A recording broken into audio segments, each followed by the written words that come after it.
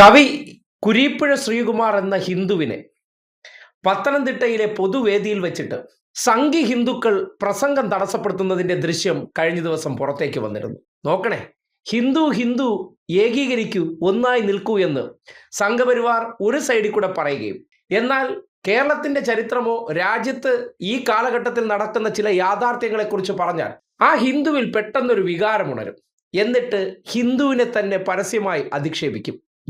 ദൃശ്യം നോക്കി. ഞാൻ രാഷ്ട്രീയ കവിയാണ്, എന്റെ കവിത രാഷ്ട്രീയമുണ്ട്. രാഷ്ട്രീയമുണ്ട്. ഈ വീട് ഇന്ത്യയാണ്, ഈ വീട് നമ്മുടെ നാടാണ്. പേടിച്ചല്ലാതെ ഈ വീട്ടിൽ കഴിയാൻ സാധ്യമല്ല. അല്പം ആശ്വാസം തരുന്നത് നമ്മുടെ കേരളമാണ്. അതുകൊണ്ടാണ് പ്രണയിച്ച പുരുഷനെ കല്യാണം കഴിക്കാനായി പ്രണയിനി ആ മനുഷ്യനോടൊപ്പം കേരളത്തിലേക്ക് വരുന്നത്. കേരളീയരെ അവരെ കല്യാണം കഴിപ്പിക്കുന്നു. പക്ഷേ വടക്കേന്ത്യയിലുള്ള ആക്രോശം നിങ്ങൾ കേട്ടില്ലേ? അതൊക്കെ തെളിയിച്ചിട്ടുണ്ട്. എന്താണ് കാര്യം?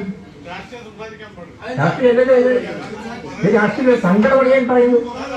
എന്റെ സങ്കടമാണ് ഞാൻ പറയുന്നത്. രാഷ്ട്രീയമല്ല, സങ്കടമൊന്നുമല്ല. ഞാൻ പറയട്ടെ, എന്നിട്ട് എന്താണെന്നറിയോ? അവിടെ നിന്ന് വടക്കേന്ത്യ എന്നുള്ള ഒരു 10 വർഷം കേട്ടോ, പത്തനംതിട്ടയില് ഇവിടെ ഞാൻ പറയട്ടെ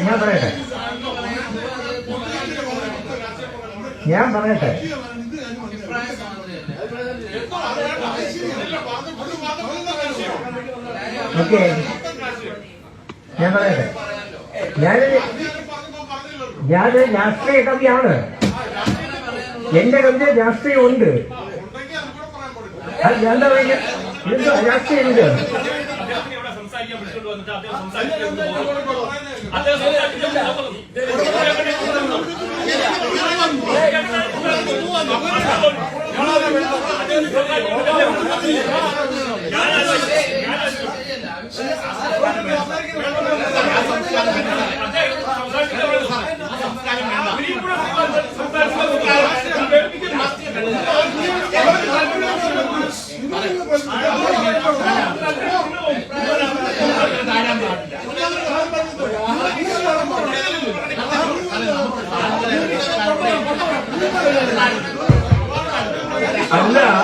അല്ല ഇത്തരം സംസാരമൊന്നും ഇവിടെ വേണ്ട.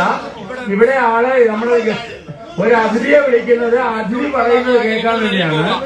വ്യത്യസ്തം അല്ല, ഒരു അതിഥിയെ ക്ഷണിച്ചാൽ അതിനാണ് നമ്മൾ അത് ശരിയല്ല സാർ. ഒരാൾക്ക് പറഞ്ഞതിന് ശേഷം നമുക്ക് ബാക്കി പറയാം. അതല്ലാതെ നമ്മൾ പറയേണ്ടെന്ന് പറയാൻ പറ്റില്ല. പറയേണ്ടെന്ന് നിങ്ങൾ പറഞ്ഞാൽ നിങ്ങൾ അങ്ങനെ പറയേണ്ടെന്ന് പിന്നീട് പറഞ്ഞാലോ അത് ശരിയാവില്ല.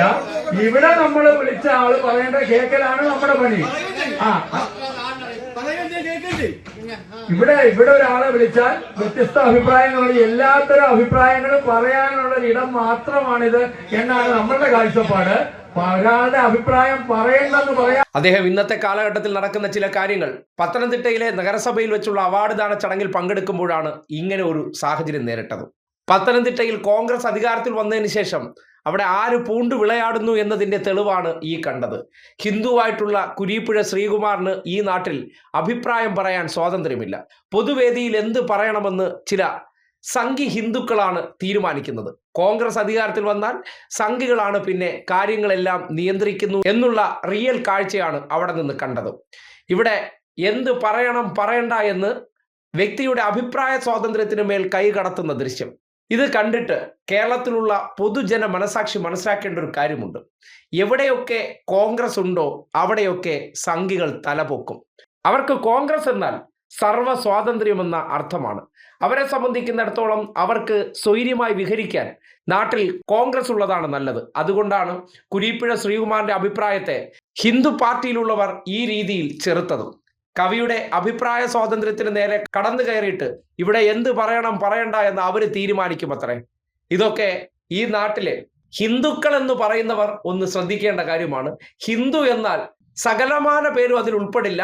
രാഷ്ട്രീയത്തിൽ ചിലരുടെ അധികാര കേന്ദ്രങ്ങളിലേക്ക് എത്താൻ വേണ്ടി മാത്രമാണ് ഹിന്ദു ഉള്ളത്. ഏത് ഹിന്ദു? മൊത്ത ഹിന്ദു ഉള്ളത്. ഇല്ലെങ്കിൽ ജാതിയുണ്ട്, നിറമുണ്ട്, ഇതെല്ലാം വേർതിരിച്ചുള്ള ഹിന്ദു മതി, ആ ഹിന്ദു മാത്രം അഭിപ്രായം പറഞ്ഞാൽ മതി എന്ന രീതി ഇപ്പോഴും ഒളിച്ചു കടത്തപ്പെടുന്നുണ്ട് എന്നതിൻ്റെ തെളിവാണ് കുരീപ്പുഴ ശ്രീകുമാറിന് നേരിട്ട ഈ പരസ്യ ദുരനുഭവം എന്ന് പറയേണ്ടി വരികയാണ്.